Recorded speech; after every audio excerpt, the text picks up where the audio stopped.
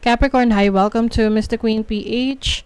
At ito ang inyong weekly reading for December 9 to 15, 2024.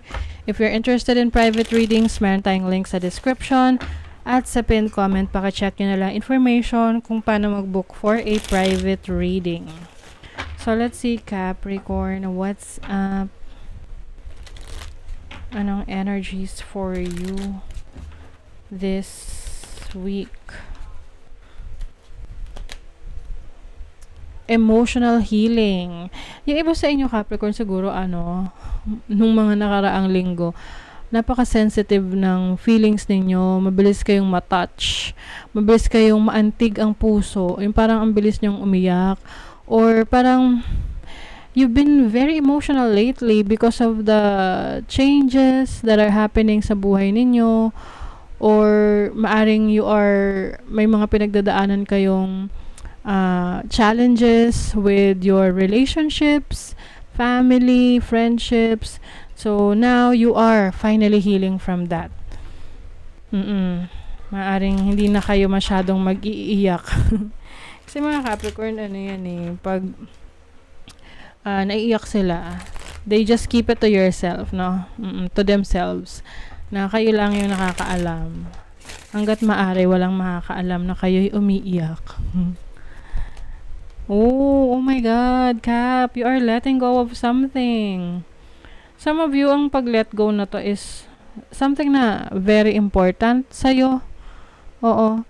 I think nagkaroon ka na ng clarity, kaliwanagan. Oo, kasi this is energy. Indigo. So, this is your third eye chakra. Related sa third eye chakra nyo. So, you are seeing things clearly. So, na-realize mo na, okay, hindi talaga na mag-work to. I'm letting this go. So, this can be a relationship, a situation, career, or business. Kaya siguro yung iba sa inyo, parang, you are still holding on to it. So, nahihirapan kayong mag-let go yan. Kaya kayo ay nagiging emotional lately. But, I think you realize na it's time to let it go. Kasi, focus ka na ngayon sa mga bagong experiences na pwede mong ma-experience. Oo. Yan life purpose. So, you are being geared to your life purpose. Ang nakikita ko kasi rito is meron kang old ways or dating gawain, dating situation na hindi na siya in alignment of your destiny, of what or where you should be. That's why nagiging emotional ka doon kasi you've been in that situation for quite a while. And then parang nagkaroon ka na ng attachment and hindi mo siya ma-let go dahil maaring may mga pag-aalala or takot about anong mangyayari after mong i-let go. 'Di ba? So, ngayon, don't worry kasi you are being redirected to your life's purpose, to your destiny. Malalaman mo lang yan once you finally let go.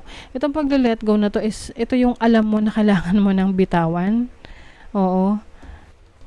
Because it's not really working anymore. Hindi na siya nag-work for you. So, let's see what else, Cap. Pwede rin tong letting go of the old habits na hindi siya nakakatulong sa pag-unlad, sa paglago mo, mga unhealthy habits. Let's see your overall energy. Wow. Oh, you have the 9 of Pentacles. I think you are focused now on making money, Capricorn. Parang you are coming back to your senses. You are coming back to your independence. Kung dati medyo nag-worry ka, ano nang gagawin ko, anong direction na tatahakin ko, bakit ganito yung nararamdaman ko, it feels like it's not really inspiring for me. So for some of you, babalik kayo sa inyong ang tawag dyan, parang mahihimas-masan ka na, teka, I have to take care of myself. I have to focus on my goals. Kasi maaring iba sa inyo, na-distract kayo sa mga nangyari. No? Parang nawalan kayo ng inspiration. Parang alam mo yun, feeling mo walang purpose. But I think this week, you are coming back to your senses. What is your challenge? Mm. Your challenge is the Four of Swords. Ang challenge mo is, paano ka magpapahinga? This is also about you reassessing your situation, na kailangan mong mag-heal from this emotional trauma, from this past situation na kailangan mong i-let go. So I feel like yun yung challenge sa'yo, kung paano mo mapapabilis yung healing process for you. Syempre proseso yan, but if you will allow yourself na ayusin yung situation mo, then definitely magiging okay yan sa mga susunod na araw. Okay? So, your opportunity is, wow, you're the Queen of Wands. As an opportunity, you are rising again. Kumbaga, nagkaroon ka lang ng minor setback and you realized what are the things that are more important to you, and now, you are finally in control again. Oo, lalo na yung iba sa inyo na medyo nawalan kayo ng inspiration, ng spark, ng motivation. Parang you feel like hindi na kayo creative. So, this week, babalik yung creativity na yan. Yung confidence mo sa sarili mo, babalik na yan. Kasi you will realize na you are strong enough. You realize your skills, yung mga kakayanan mo, yung talento mo, yung galing mo, your worth. You are realizing your worth. And your blessing is the Lovers. Oh, the Lovers can also be about your relationship to yourself. Kasi duality yan eh. So, maaring you are connecting to your higher self. You are committing to yourself. Nagko-commit ka sa sarili mo na, okay self, ito yung gusto ko mangyari sa buhay natin. So, talagang we have to be partners here. Okay? Hindi mo naman kailangan may karelasyon para masabi mo na may partner ka. You can also do things for yourself in a different perspective, na ginagawa mo yan para sa sarili mo, para sa pangarap mo. You get what I mean? Okay? But for some of you, this can be a gift or a blessing of partnership. So, if you are single, pwedeng merong potential romantic connection. If you are in a relationship, maaring meron kayong maayos na relationship, na connection with someone. Or, maaring meron kang papasuking commitment. This can be commitment to your career, to your business, to your project, or yung mga pangarap mo. Let's see your overall energy sa money, career, finances. So, you may be getting too emotional. Ayun na nga, emotional kayo. Yung iba sa inyo, medyo naging waldas kayo sa pera, or pwedeng yung reason kaya kayo nagiging emotional is nagkakaroon kayo ng financial challenges. So, ngayon, nahihimas-masan ka na, teka, kahit na may pinagdadaanan ako, kailangan magtrabaho pa rin ako ng maayos para in alignment yung mga goals ko, 'di ba, sa mga gusto kong ma-achieve. So, you have, sa love life naman, may past.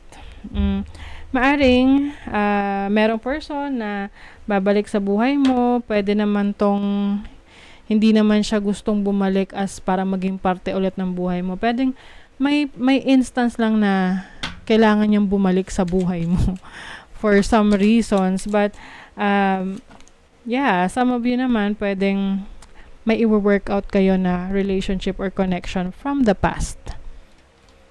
You have the star. Itong star na to, this is the symbol of hope, your dreams, na may pag-asa. Keep on dreaming, keep on setting your goals.